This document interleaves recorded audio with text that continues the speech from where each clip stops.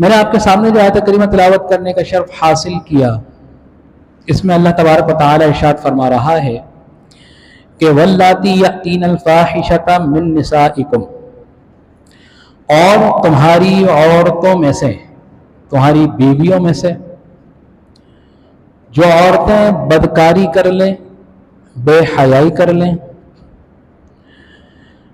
تو اللہ تبارک و تعالی حکم فرماتا ہے فاستشہدوا علیہن، تو اس صورت میں ان پر گواہی طلب کرو، اور وہ گواہی کس طرح ہونی چاہیے؟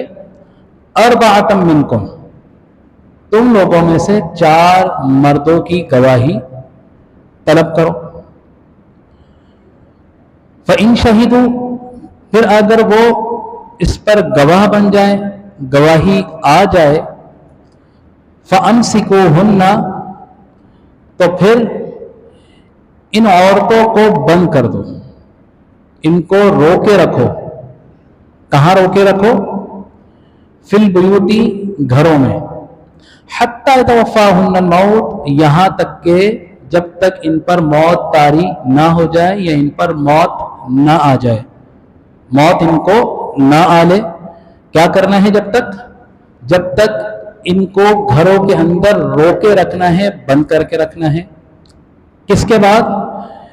کہ جب ان کی اس برے عمل کی گواہی پختہ طور پر تمہارے پاس آ جائے، اور وہ بھی 4 مردوں کی۔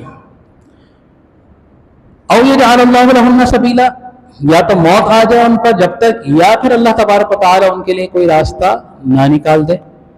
تو جب تک ہم نے کیا کرنا ہے؟ ان کو گھروں میں بند رکھنا ہے۔ یہاں مفسر کرام بیان فرماتے ہیں کہ یہاں پر ان عورتوں کے بارے میں بات کی جا رہی ہے جو بدکاری، بے حیائی یعنی زنا کا ارتکاب کر لیں۔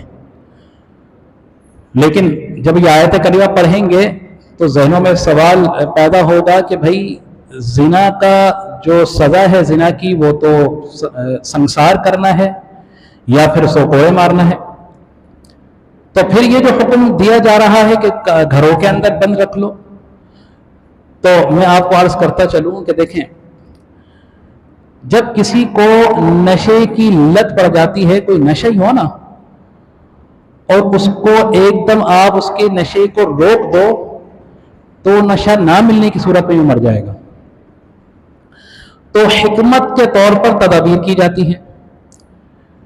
تو جب اسلام، اللہ تبارک و تعالی نے آقا علیہ الصلوۃ والسلام جب اسلام کی تبلیغ فرما رہے تھے، جب اسلام نافذ ہو رہا تھا، تو جو برے عمل تھے حکمتاً ان برے عمل کو روکنے کے لیے کچھ تدابیر اللہ تبارک و تعالی کی طرف سے نافذ کی گئی۔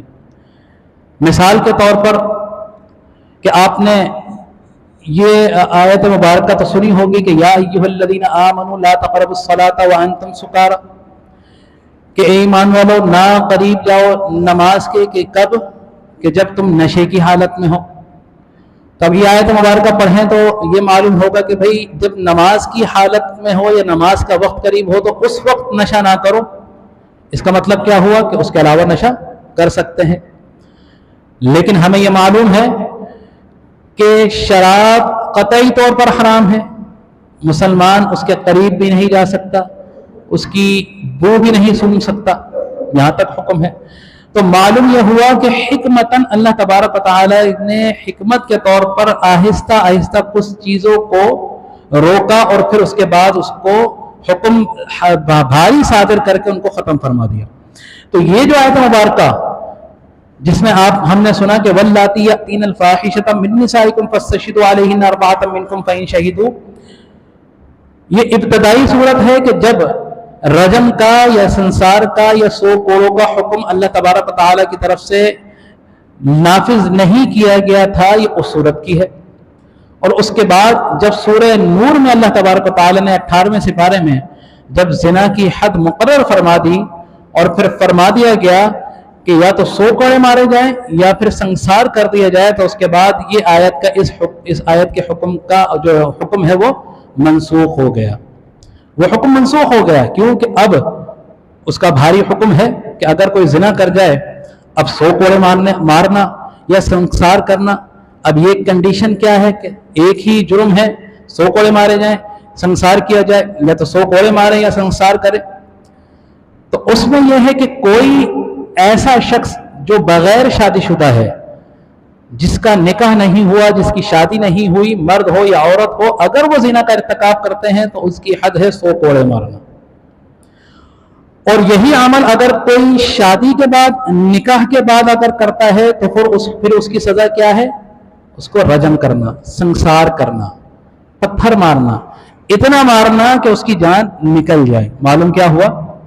कि उसको छोड़ना नहीं है, कि उसको उसके बाद दुनिया में रहने की इजाजत नहीं है, उसको मारो यहां तक कि उसका दम निकल जाए। अब जाने के बाद अगर उसने पक्की तो तौबा कर ली हो तो अल्लाह तबारक व तआला गफूर रहीम है, माफ फरमाने वाला है। तो लिहाजा इस आयत का हुक्म उस आयत के आने के बाद मनसूख हो गया। पहले क्या था? अच्छा, इसकी भी जो मुफस्सिर काम फरमाते हैं, अब अगली आयत में जो अल्लाह तबारक व तआला इरशाद फरमा रहा है वो क्या है? वल्लदानी यअतियानिहा मिनकुम फआदूहुमा, और वो मर्द और औरत यअतियानिहा जो इस बेहयाई का, बदकारी का इर्तिकाब कर लें, मिनकुम तुम में से, फआदूहुमा तो उनको अजियत पहुंचाओ, उनको तकलीफ दो, बुरा भला खो, उनको शर्म दिलाओ, उनको मारो पीटो, जो इसका इर्तिकाब कर लें। अब उसमें मर्द भी शामिल हैं, औरतें भी शामिल हैं। फिर अल्लाह तबारक व तआला इसी आयत के दूसरे हिस्से में इरशाद फरमा रहा है कि फ़इन ताबा व अस्लहा फ़अरिदू अन्हुमा, फिर अगर वो तौबा कर लें, पक्की तौबा कर लें, सच्ची तौबा कर लें, व अस्लहा और वो दोनों अपनी इस्लाह कर लें, फ़अरिदू अन्हुमा तो फिर उनको छोड़ दो, लट लेके पीछे नहीं पड़ जाओ। इन्नल्लाह काना तव्वाबर रहीमा, क्यों कि बेशक अल्लाह तबारक व तआला बेहतरीन, सबसे बढ़कर तौबा कबूल फरमाने वाला भी है और रहम फरमाने वाला भी है। किसी के इख्तियार में है कि कोई किसी की तौबा कबूल कर ले? नहीं।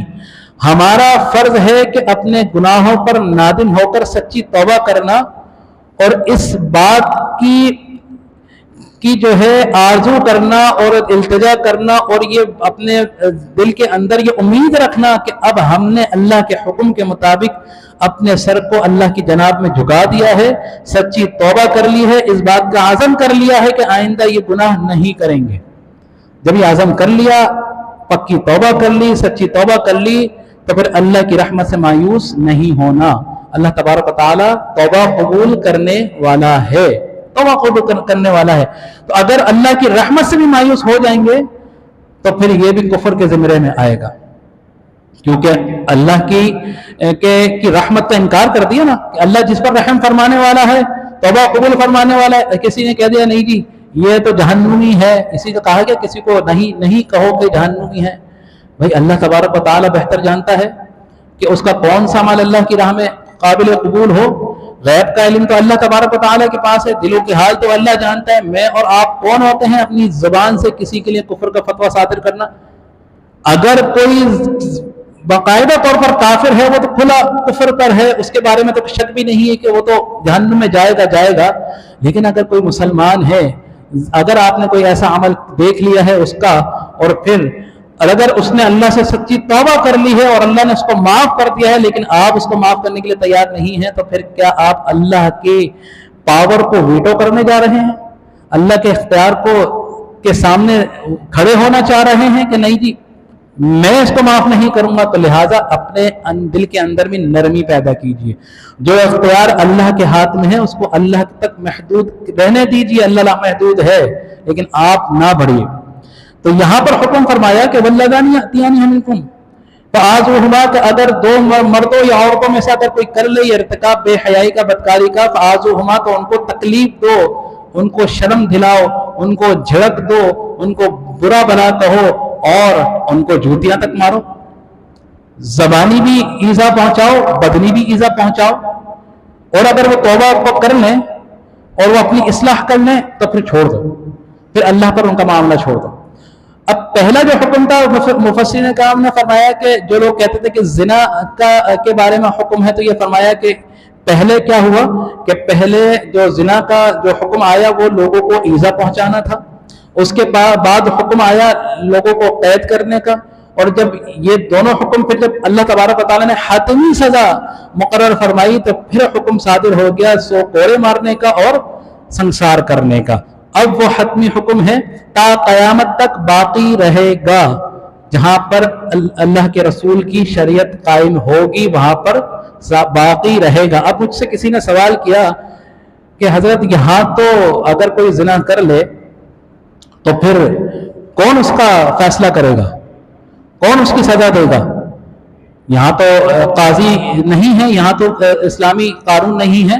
تو میں نے یہی عرض کی کہ یہاں پر ہم نے قرآن کا جو قانون ہے، جو شریعت کے جو قوانین ہیں، وہ اپنے مطلب کے لیے وہ بھی ادھورے اڈاپٹ کیے ہیں۔ پورا طور پر قرآن کے قانون کو، شریعت محمدیہ کو ہم نے اڈاپٹ نہیں کیا، کیونکہ ہمیں پتہ ہے کہ اگر ہم نے قرآن کا قانون نافذ کر دیا تو اللہ معاف کرے کہیں ایسا نہ ہو کہ ہر گھر میں کوئی ہاتھ کٹا ہوا بندہ رہتا ہو، ہر گھر میں کسی نہ کسی کے منہ پہ کالک ملی بھی ہوئی ہو، کیونکہ ہم سب جو ہے کہیں نہ کہیں کسی نہ کسی جگہ پر گنہگار ہیں، لیکن اللہ تبارک و تعالیٰ نے پردہ ڈالا ہوا ہے، ابھی بھی وقت ہے۔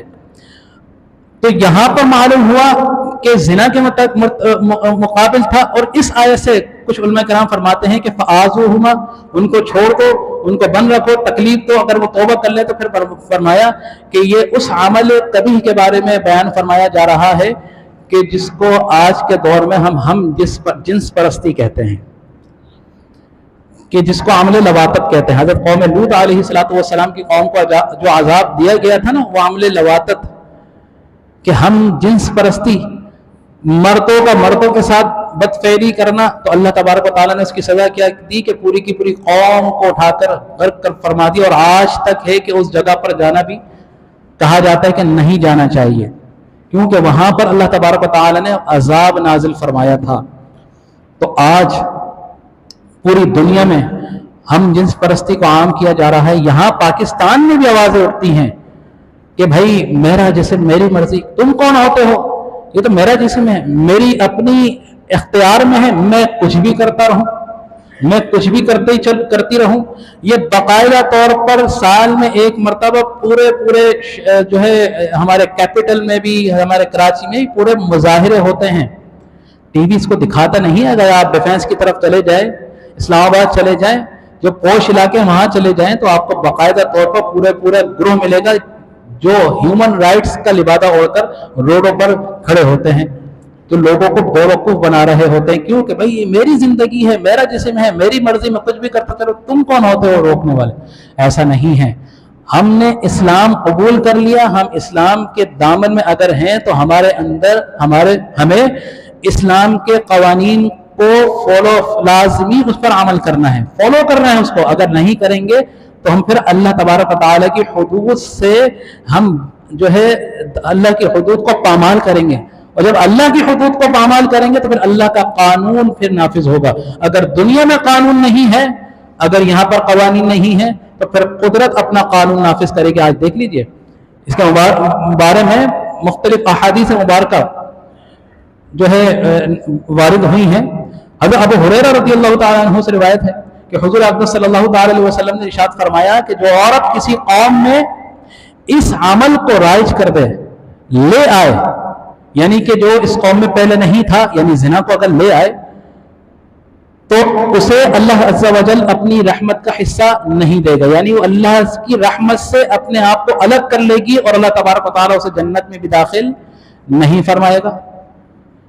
اگر کوئی بھی اس عمل کا ارتکاب کرے گا تو اللہ کی رحمت سے بھی ہٹ گیا اور جنت سے بھی بے دخل کر دیا گیا، یہ اللہ کے نبی نے اپنی حدیث مبارکہ میں بیان فرمایا۔